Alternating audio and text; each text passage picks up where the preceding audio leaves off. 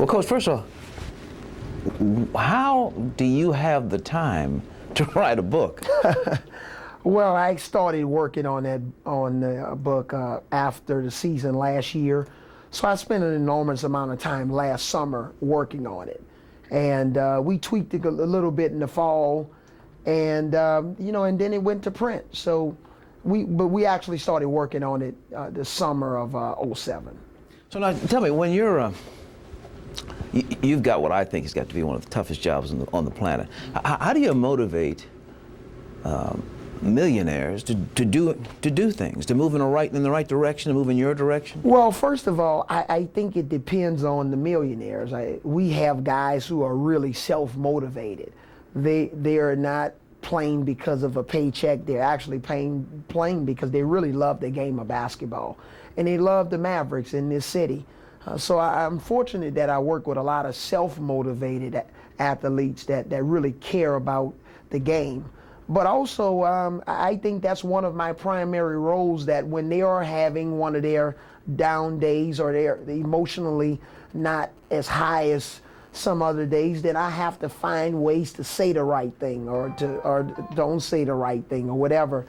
Just to make sure that I can pull the best out of them. More than anything, I've shared with them that I would really love to win a championship, but I really care more about their families and care about them as human beings than just winning a championship. Well, I was going to say, because that seems to be the key of what you're talking about in the book, is you seem to be trying to get people to identify something in their life that's beyond what most people categorize as success. Yeah, absolutely. I think there are different ways to describe success, and I know as a basketball team, it's all about winning.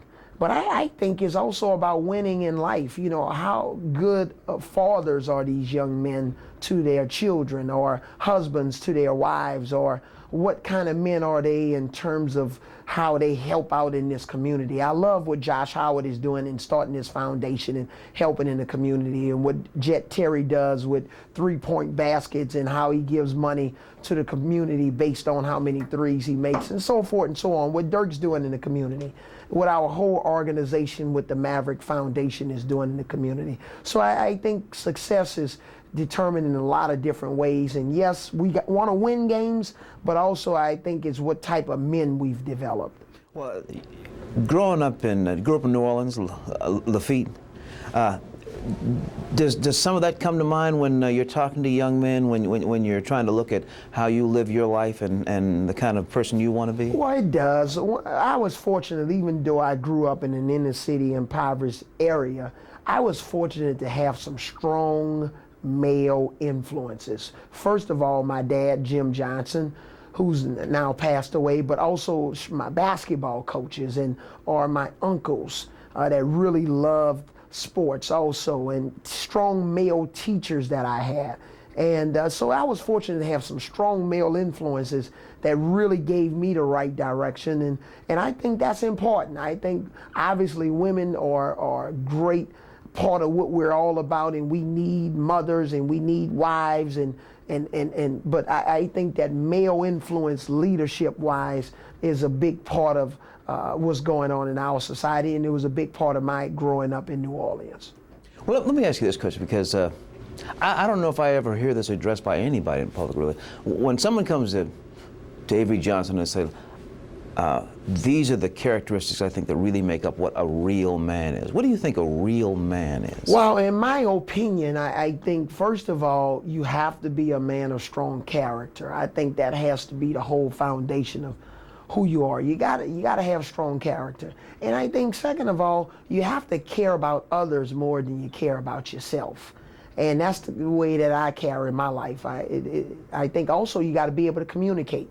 In this world, you got to be able to communicate. And I know there are different forms of communication, but you have to be able to communicate. You have to be a first-class individual. But I think more than anything, and you have to be committed to whatever you're doing, whether it's basketball, your family. You have to be consistent and committed, and that's what I think makes a real man. So, a few years from now, when say some young lady comes to you and says, I'm trying to find a man to marry. I've found this man that I'm interested in. What are the things that you're going to look at and say, well, these are the things you need to take a look at? Yeah, and he may be making good money. Yeah. He may be doing this or that, but these are the things that are really important. Well, that was one of the first things I was going to say. Hopefully he has a job, all right? and hopefully a good one. But hopefully he's a spiritual man. I believe in the spiritual side. I believe in the whole person, the spiritual side. I believe in the academic side. It's good if he has some form of education or higher level education if possible. And also I believe in the physical side. I would encourage her to have somebody that loves to take care of themselves and in their body. But I believe in balance, and hopefully he's a balanced man. Final question. 10 years from now, what do you see Avery Johnson doing with his life, with his family? Well, hopefully I'm coaching basketball or involved in the NBA in some form. I really love the young men that I work with on a day in and day out basis. I'll be an empty nester at that time. My children are 15 and 12 now, so my wife and I, we'll be in the downsizing mode, no more backyard or anything like that.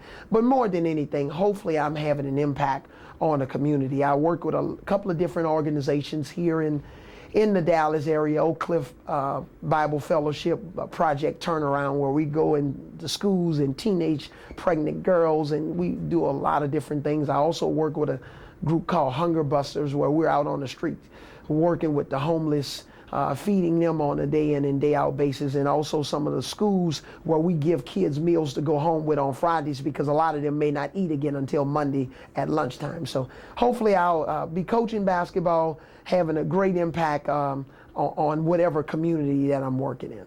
Aspire higher. Aspire higher. All right. Coach, thanks a lot. Appreciate it. Thank you.